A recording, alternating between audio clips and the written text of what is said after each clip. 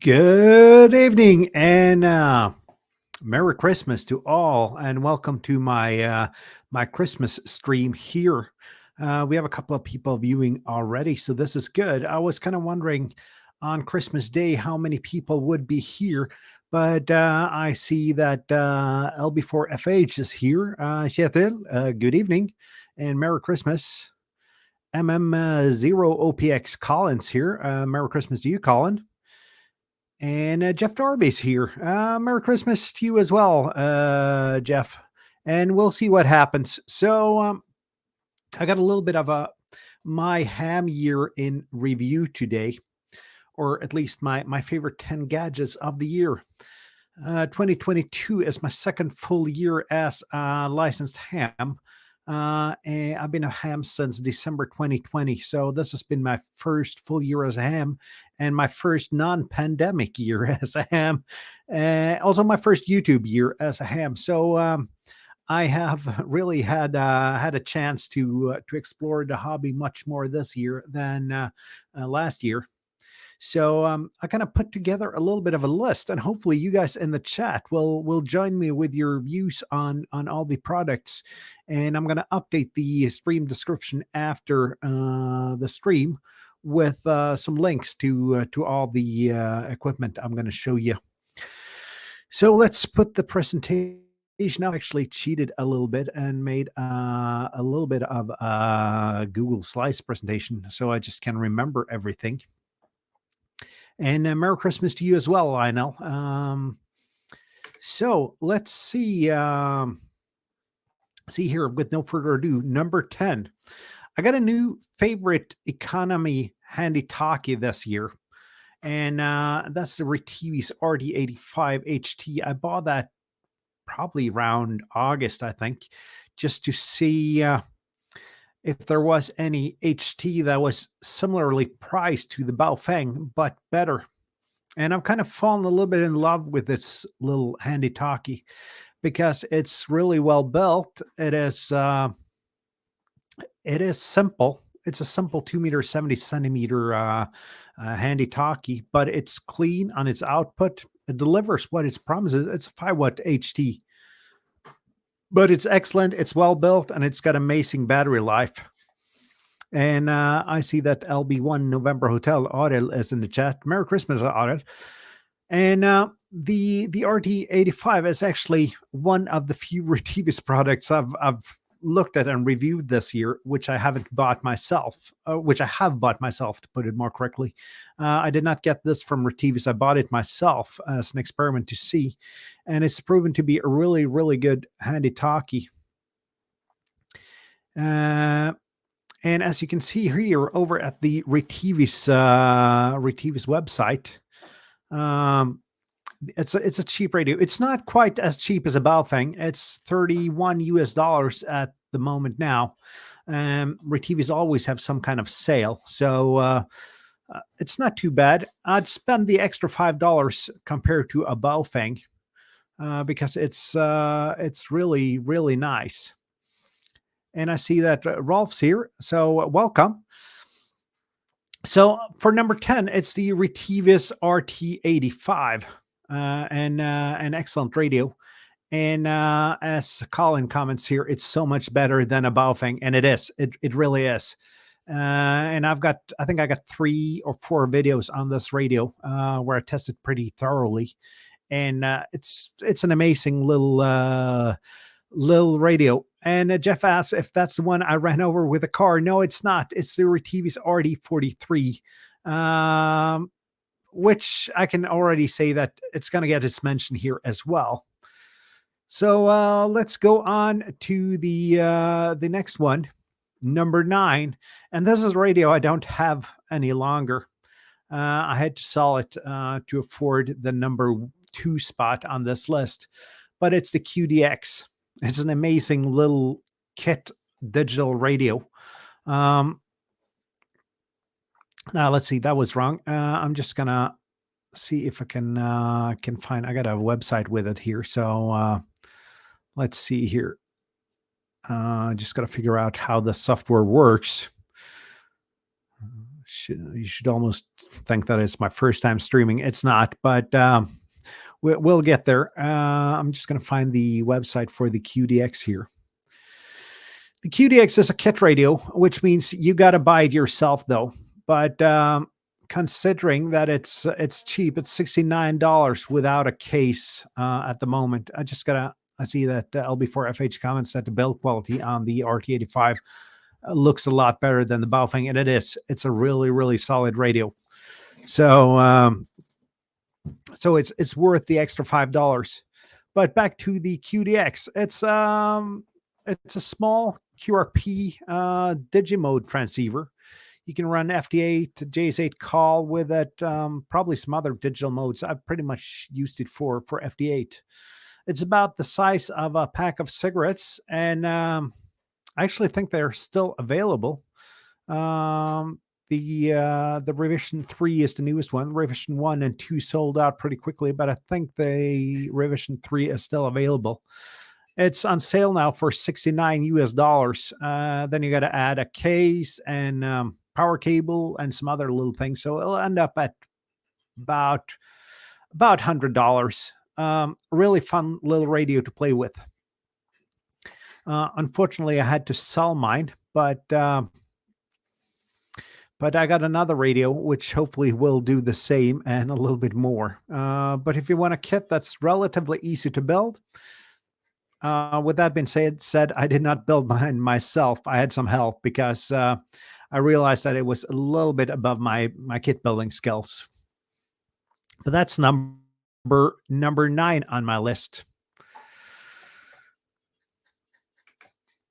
And okay, I'll go back to the QDX first here. I got a question about it. Kjetil before FH asked if you have to solder everything on the QDX. Not the surface mount parts, but you got to solder all the through-hole components. And you got to wind all those really tiny toroids because the radio is about the size of a pack of cigarettes. So it's small, it's compact, it doesn't weigh anything. But I could probably do it myself, but I was a little bit scared of doing it myself and kind of ruining $100 purchase. So I had some help doing that. So back to number 8, and this is the radio, Jeff, that I drove over with my car. It's the Retivis RT43. This was actually sent to me by Retivis a couple of weeks ago for review, or a couple of months ago for review. Because I wanted to see if you could use a DMR radio without a screen and a keypad if you needed that. And actually, yes, you can. I've done a couple of videos on it. This radio has 32 channels on it in 2 zones. So you'll need a little bit of discipline. You need to perhaps have a cheat sheet on which talk groups on which channel. But it's perfectly doable, and it's a cheaper alternative for DMR, which actually makes it a really, really nice radio. Let me see if I can find it here and show you the website.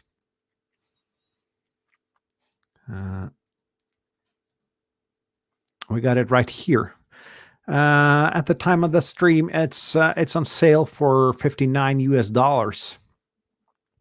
And it's a solid radio. Actually, Retivis told me that you could drive it over by a car, and I figured I got to test that. So I got a video doing that, and it's a solid radio. It is now no Anytone 878 or I don't know all the other DMR radios, but it's a perfect budget alternative if you want to try DMR and you don't have a lot of cash to bring. And Tim's here. Merry Christmas, Tim. Nice of you to be here. And let me know if you got any opinions on what I'm going to show today. So this was actually a big surprise when Retivis told me that they were going to ship the radio to me. I kind of thought, well, is this usable? And I see that Colin here, he tested the RT81V, which is a VHF DMR radio. Basically same type of radio with no screen, no keypad. And that had a bug on the CTCSS tones. This radio does not.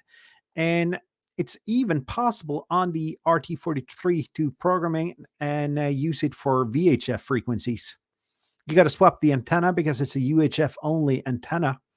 But if you do that, you can use it on VHF as well. I've planned to put that on a spectrum analyzer to see how clean the signal is on VHF. It might not be really clean, but at least it's possible to do it. So that makes it a really, really good buy. So that's number 8 for you.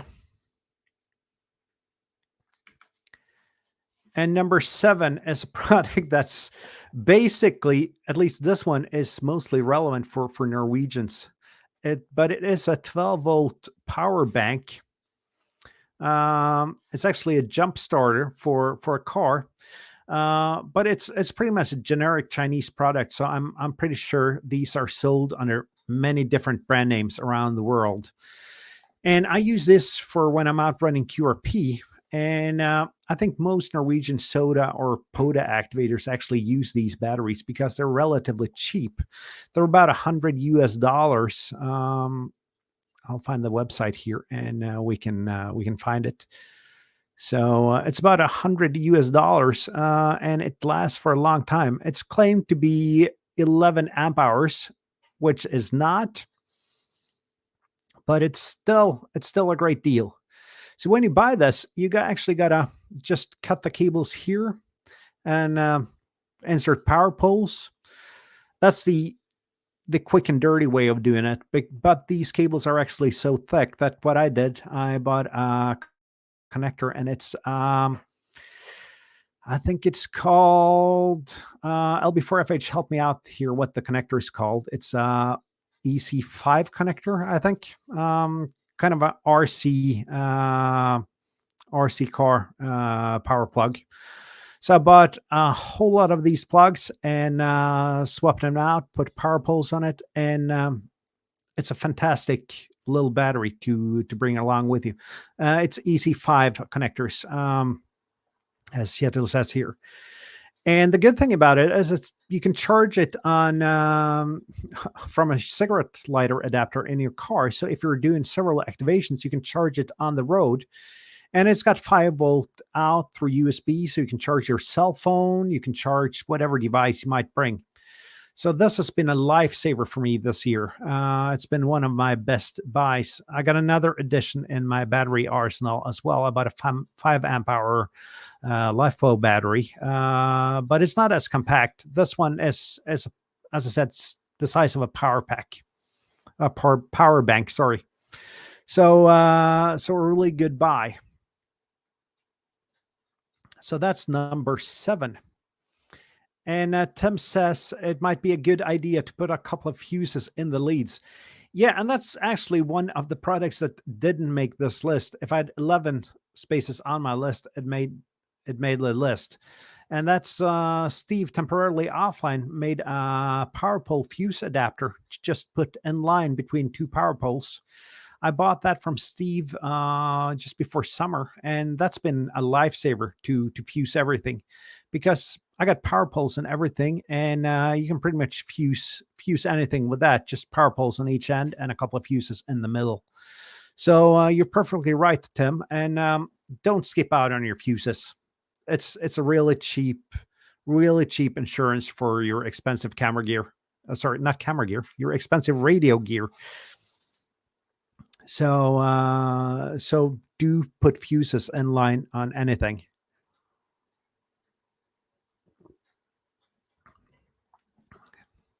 Let's check out what's number 6 on my list.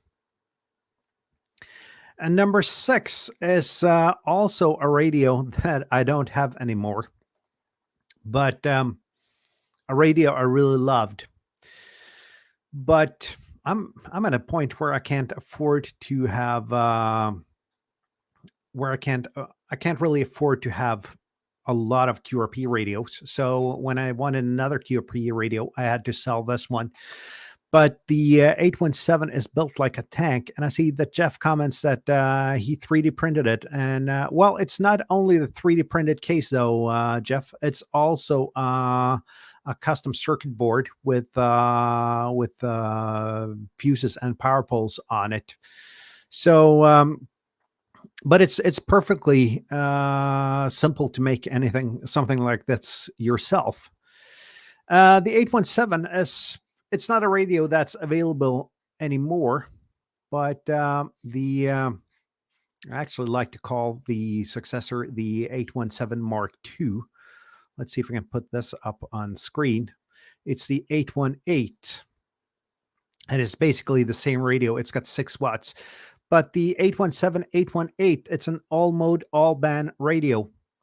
It's really versatile. It's an old radio design. It doesn't have any bells and whistles, but it's built like a tank, so it'll last for forever. Let me find the right screen here. There we go. And the 817 Mark II, the 818, is available. I just looked up at DX Engineering here, and that's just simply because about 30% of my viewers are from North America. But it's priced pretty similarly around the world. It's priced at $650 at the moment, which is not too bad considering what you get. And you can get all kinds of accessories for these radios. Filters. I see that Colin Cummins put a filter in the 817, 818, and it's great. And Tim says, and the mic processor. And that's, well, the mic preamp and these radios are not top notch. They're not really that good. But besides that, they are fantastic little radios. They even got internal batteries, which doesn't last too long, but at least it'll give you some power when you're outside. So the only modification I kept on mine was a pair of power pole adapters and some aluminum rails on the side to protect it. And Tim says it takes a bump or two. Well, it takes more than two bumps there, Tim. It's really solidly built. It's probably the toughest radio that I've ever had. And 7-3, Tim, and Merry Christmas. So the 817, 818, fantastic radio. I would not recommend this radio to a new ham, though. It's heavily menu driven. It's an old style radio, and it's not the easiest radio to learn on. And as a new ham using QRP, that's a big of a bump as well to go over. And Ariel comments here that the receiver on the 817 is really good, and it is. It's a fantastic receiver. So that's number 6, and we're halfway down the list now. So let's check out the top 5 spots now. And number 5, if you do anything with antennas, either build them, take them portable, you need some kind of antenna analyzer. And for a long while, I used the G90 and the SWR scan there as a somewhat improvised antenna analyzer. But I got around to buying a Nano VNA, and I haven't regretted that for a minute. It's a cheap way to get not only an antenna analyzer, but a vector network analyzer. I basically use mine only for SWR measurements. That's the only thing I use it for at the moment. But it's cheap, it's flexible, it's reliable. So that's one purchase I didn't regret at all. And I see that Roger's here, KJ7LLX. Merry Christmas, Roger. So let's see if I can get the Nano VNA up here. And the best place to find that is either Amazon or eBay or something similar. So let's find the Let's find the Nano VNA here. And I just did a quick Amazon search for Nano VNA.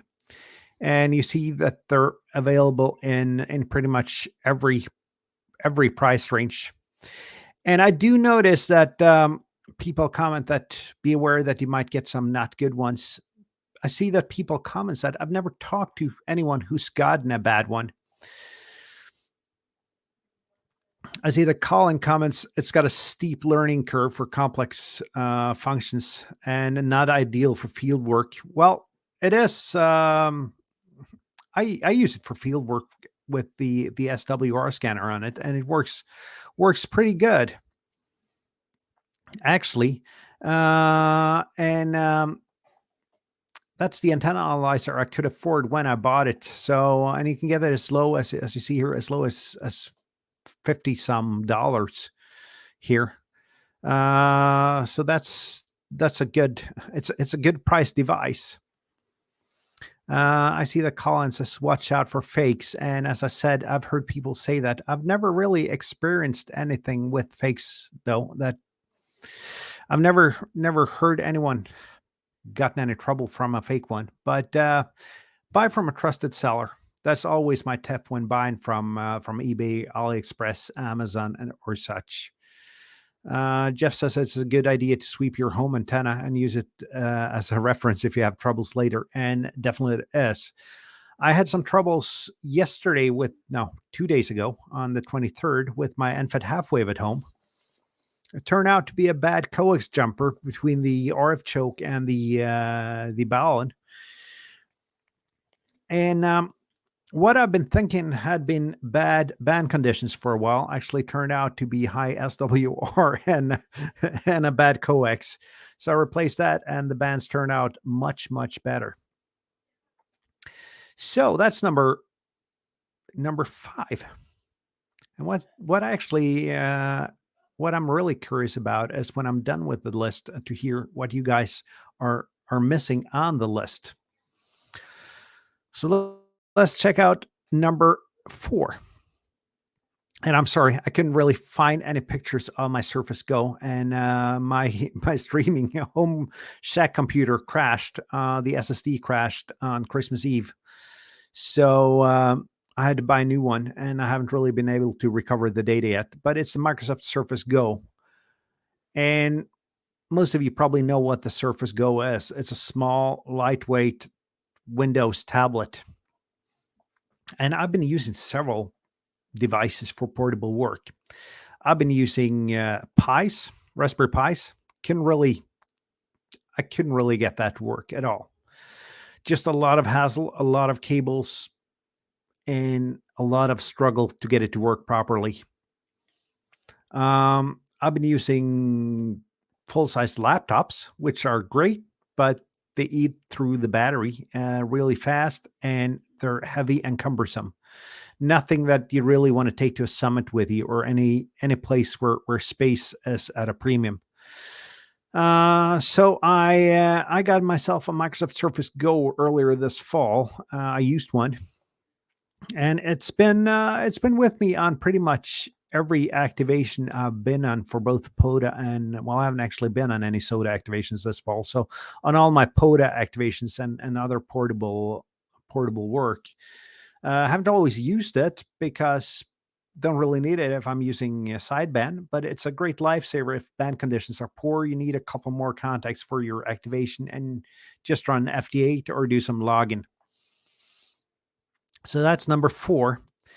And now on to the top 3. We can actually check what the Surface Go just retails for just quickly. And I know that LB4FH, Kjetil, he's got a Surface Go 3. Actually, I think the battery life is better on the Go 2. Let's see if I can find it here.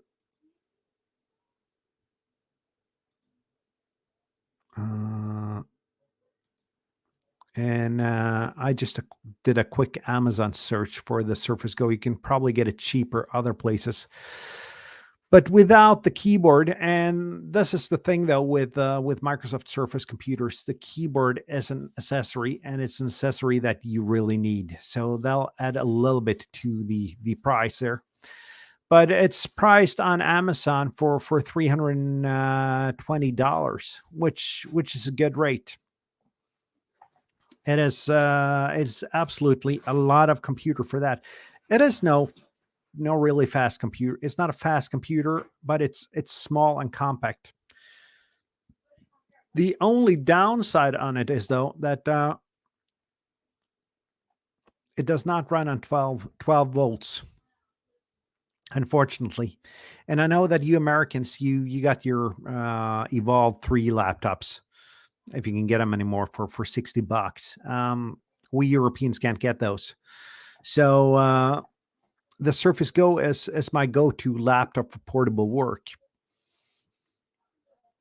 So let's move on to number 3. And while I do my top 3, please do think about what devices you're missing from my top 10 list here, and we can do a little bit of discussion on that afterwards. Number 3, I never thought I was going to say this. I'm a QRP guy.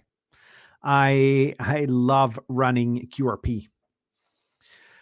But sometimes it's nice with a little bit of extra power. And a guy in my local club had this amplifier up for sale before summer.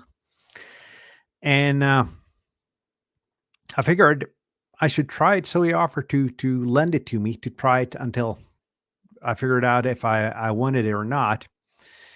And yeah, I ended up buying it. I actually did that decision pretty fast.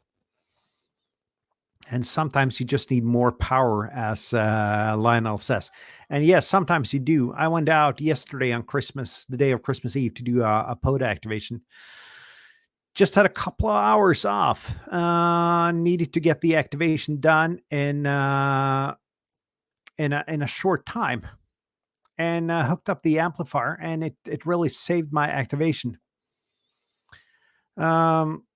And actually, I've done some homework here as well. And this is not a cheap amplifier. Just so that being said, it's not the price of a Chinese, what they're called, MX50, I think. It's a lot more expensive than that, and it comes as a kit. Even though I bought mine pre-built, it comes as a kit, so you gotta assemble it yourself. And as you can see, as a kit, it's a $349 amplifier.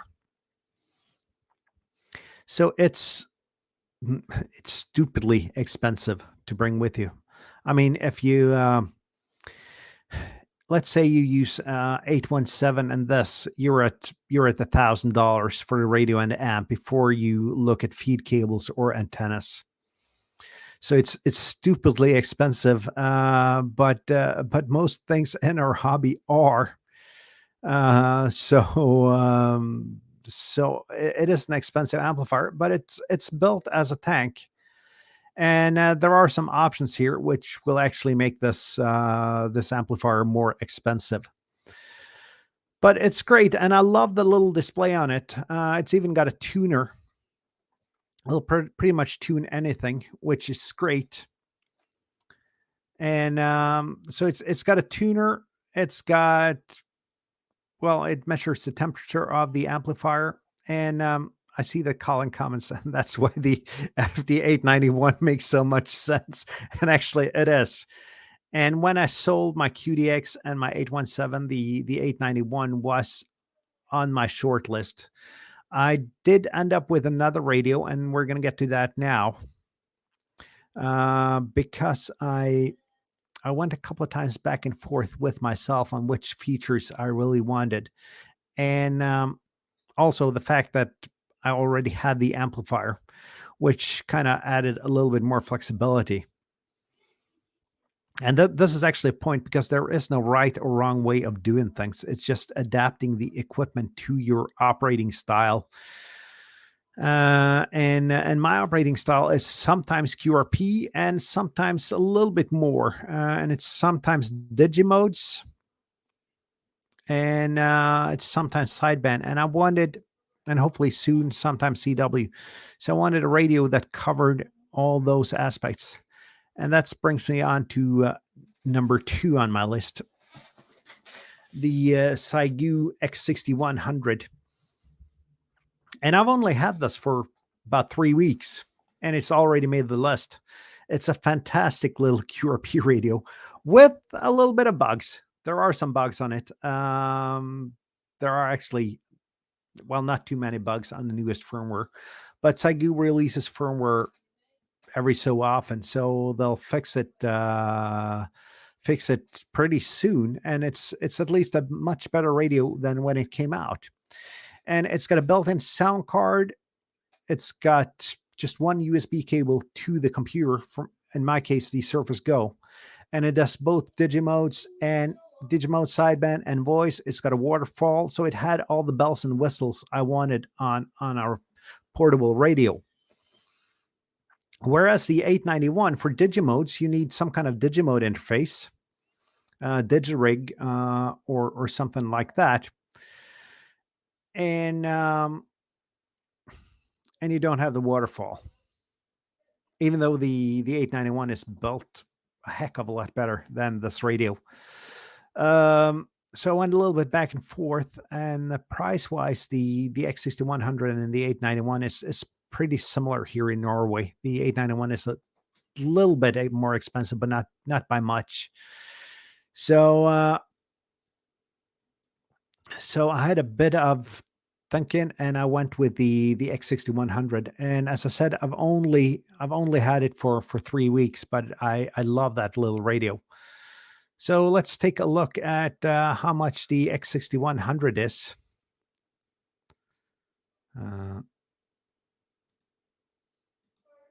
And I just went to Radioddity. I think that's the official US reseller of the X6100. And let's see here. It's showing the price in Norwegian kroner, actually, even though I set it to US dollars. Let's see if I can get it to change here. If not, it's $600. I had it in US dollars earlier. And I love the little thing. It's got an internal battery. It's got 10 watts on external power, 5 watts on internal power. And as Jeff Darby comments here, the waterfall is a game changer, and it is. It is. You can say what you want, but after operating for about a year with the 817, the one thing that I missed the most wasn't the ability to do Digimodes easily. It was the waterfall.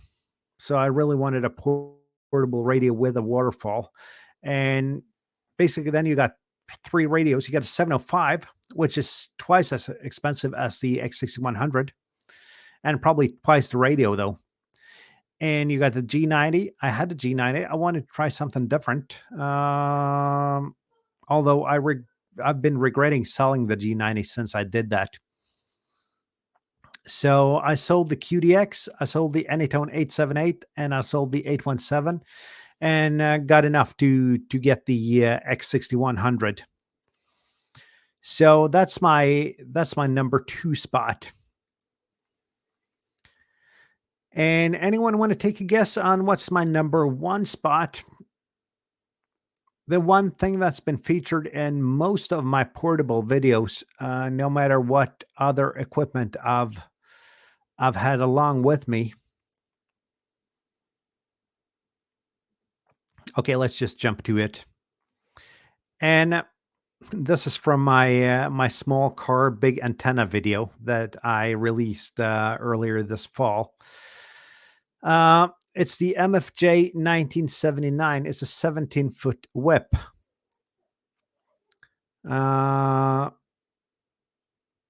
And it's I'll get to it. It's a simple antenna. It's a stainless steel quarter wave on 20 meters. You can mount it on a ground spike. You can mount it on a mag mount. It's easy and flexible to set up in the field. Although my favorite portable antenna is probably the NFED half wave or a linked dipole. This is so much faster to deploy if you just going to run 20 and up. And if you want to do a quick parks on the air activation from your car, it's so much easier to just put a mag mount on top of your car and this antenna. And we'll find the MFJ website here. And the thing is, though, that it's not an expensive antenna. It is $80, which is not expensive at all considering what you get for it. And back to the X6100 SSD and comments here that he knows that I got the 7300, but if I want to try the 705 in the field, just let him know. And yeah, I've looked at 73, the 705. I've tried it, and it's too expensive for me because I don't operate just portable. If I only was operating portable, it'd be a 705, but operate mainly from my shack. So I wanted something a little bit cheaper. But the MFJ 1979, it's got MFJ's build quality, which depends. You can get a you can get a good one, or you could get a not as good one. Mine's a little bit in the middle, but it's just so flexible. And there are several brands that have similar antennas. I know Chameleon's got a 17-foot whip. You can buy them from AliExpress, the Chinese 17-foot whips, which I don't really recommend, though. I did that first, paid about $20 for a 17-foot whip, and it broke before I could test it the first time. I know other people have good experiences with the Chinese whips, but I went for an MFJ, and it's been a winner all summer for my portable activations. And as you can see in the picture here, I also got a camper, an RV, and when you're at a campsite, you don't have any room for a wire antenna. You got to go vertical if you want to operate from the campsite. And I've done that all through the summer with the 1979. It's been a great antenna for that. So that's about it for my top 10 list. And is there anything you guys really missed on it?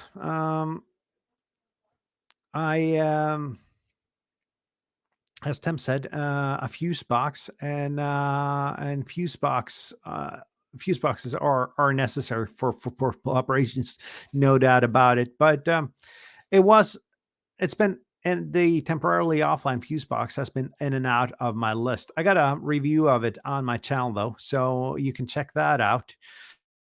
I've sold out, though.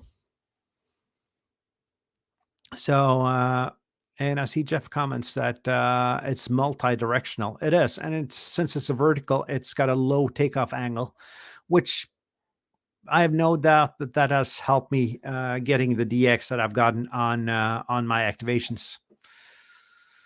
So I see Colin comments, good video. So I think what you mean, Colin, is that my top 10 list is good.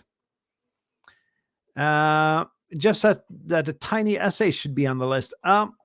It's not yet because I don't own a tiny essay.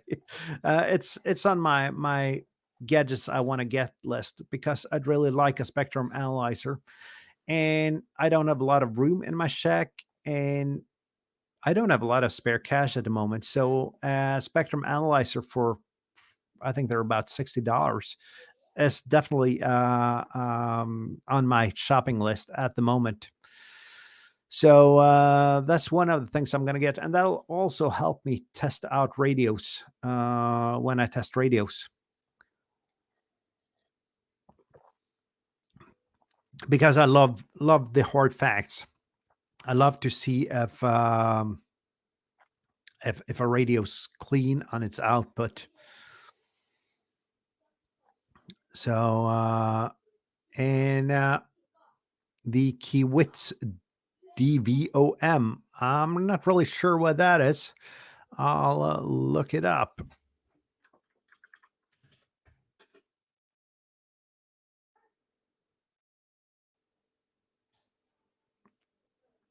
It's a multimeter, as far as I can understand here. Um, yeah, multimeter is also one of those tools you gotta have.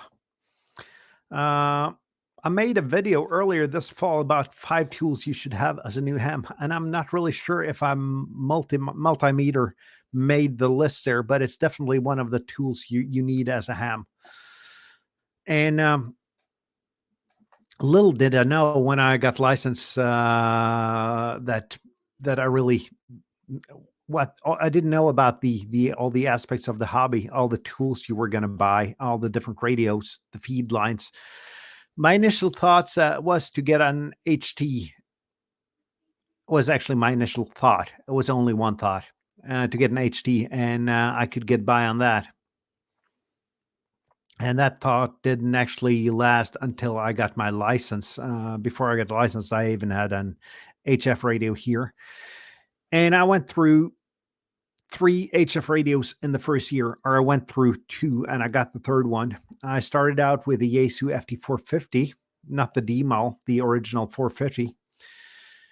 And then I got Yaesu FTDX 1200. Thought that'd be almost as good as the 7300 that I really wanted. Turned out that Yaesu radios are highly menu driven. There are about 300 menu items in a single list on that radio. And well, I didn't really like that radio. So so I sold that one and bought a 7300, which was the radio that I wanted in the first place. And that's my advice to new hams. Buy once, cry once, get yourself a decent starter radio. Then you're not going to spend a lot of money replacing those radios. So, and I see that Andy comments only one HD. I think you mean HT, Andy. And yeah, that was my thought. Only one HT. And I don't have only one HD either. I got several, and those seem to breed themselves. Seem to be more of them every day. Also, something that almost made the list was DMR hotspot. That's been I've been off that. I haven't really used DMR a lot. I started out when I got licensed, tried a lot of DMR, and just stopped doing it. And I figured I'd try it a little bit more. And I've had a lot of fun with DMR this fall. So DMR is absolutely an aspect to try, especially if you have a license class in your country where you're not allowed to go HF, or you're not allowed to go HF with more than 10 watts or so. Try DMR. It's an excellent way of just getting those international QSOs.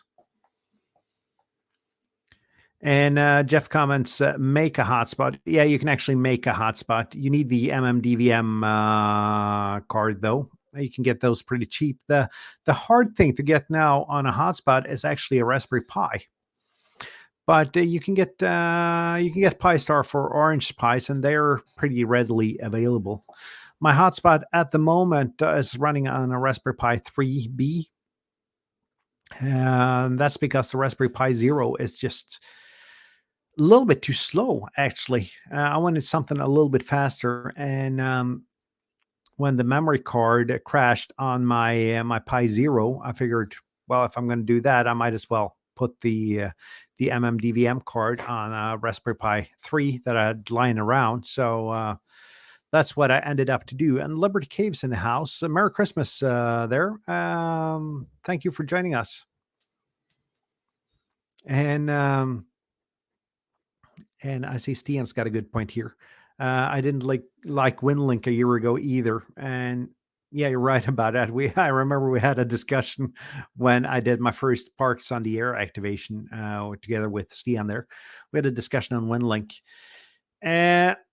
And I'm not sure that I like WinLink anymore, but the situation in the world has changed a little bit. So I see the necessity of WinLink more as from a preparedness and communication standpoint, because there is war in Europe. There is a chance that that power might go out for days, weeks, months. And being able to get some kind of communication out to non hams from an area where you don't have regular comms is an aspect that I've seen more than I did a year ago. So that's part of my WinLink focus at the moment.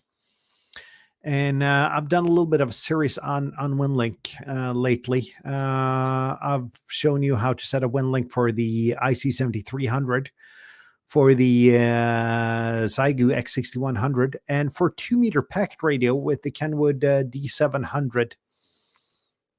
And I've been thinking about a DigiRig for my HTs to be able to do WinLink that way. Although, from a preparedness standpoint, WinLink over HF would be the way to go, because if comms are down in my area, the chance is that the 2-meter, 70 centimeter packet WinLink nodes will be down as well.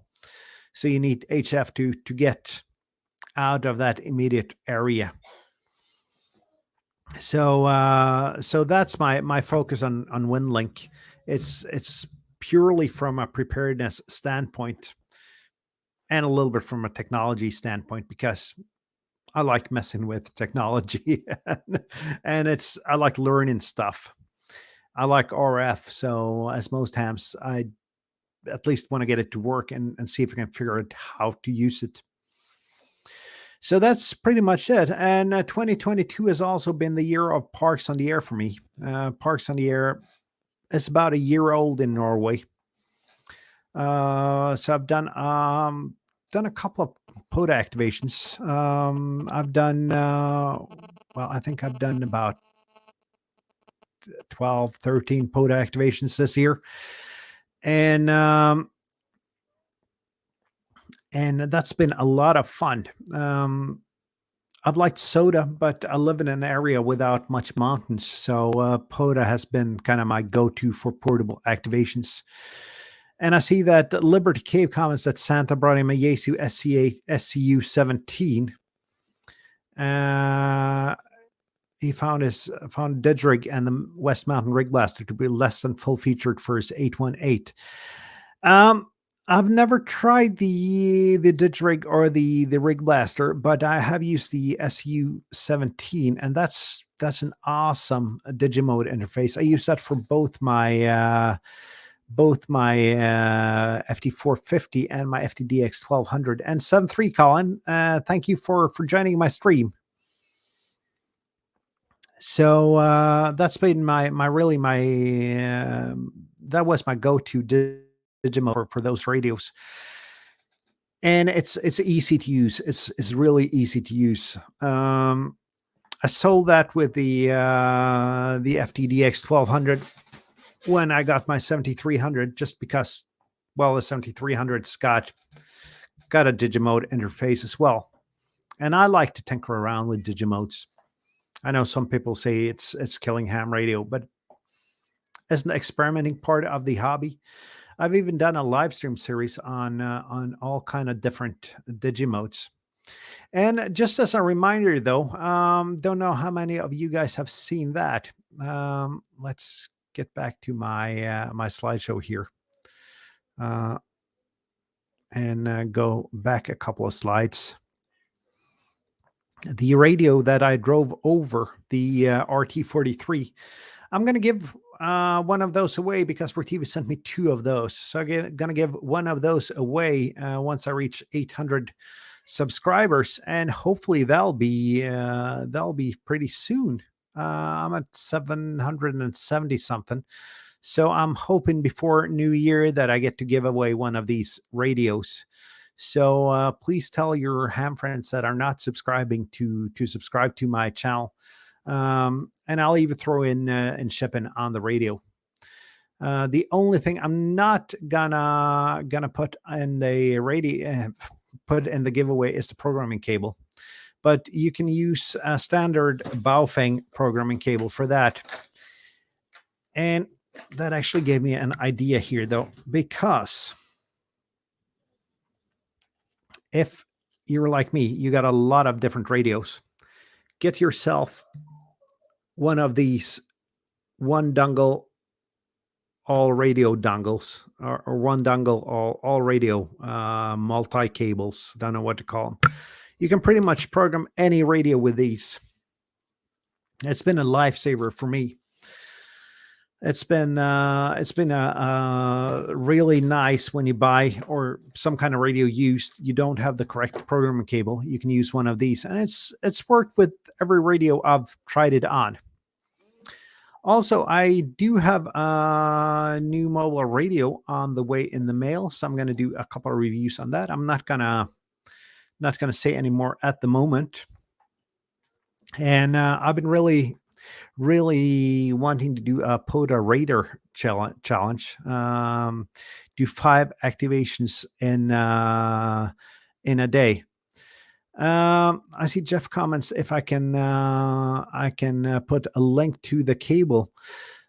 I could probably do that. I think I bought that on Amazon. Let's see here. Let's share the window with you and see what I can find here. Let's see here. You got one of them here, I think.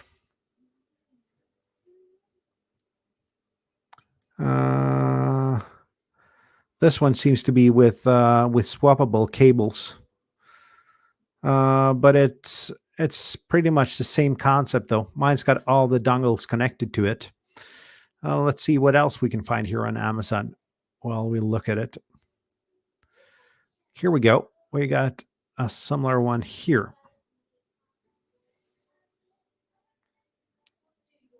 This is exactly the one that I have. That's been a lifesaver for all kinds of radios.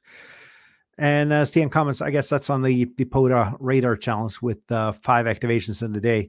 Wait till it's a bit warmer. And no worries, Stian. I've mapped out 5 parks, which at least most of them can be activated from a car, and 2 of them requires about a 50-meter walk per park to activate, and it should be perfectly doable.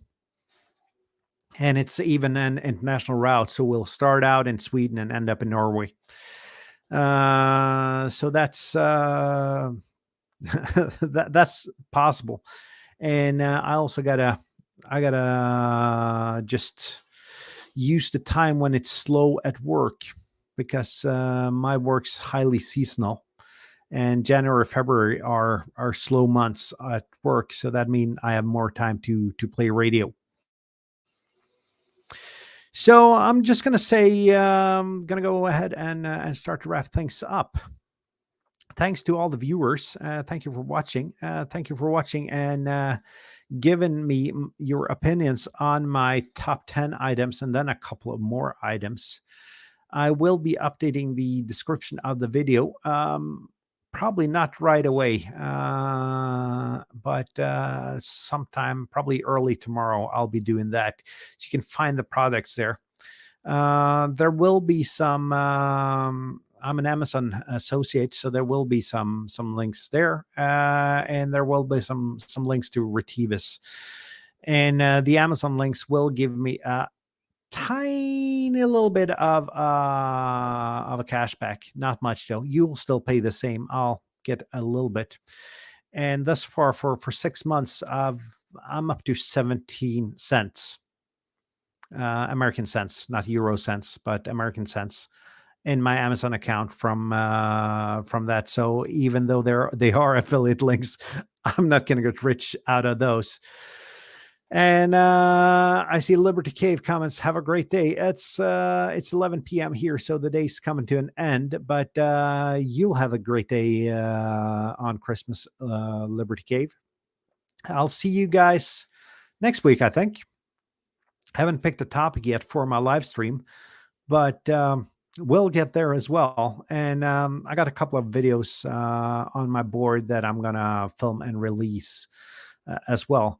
There's a video dropping tomorrow afternoon European time, so look out for that.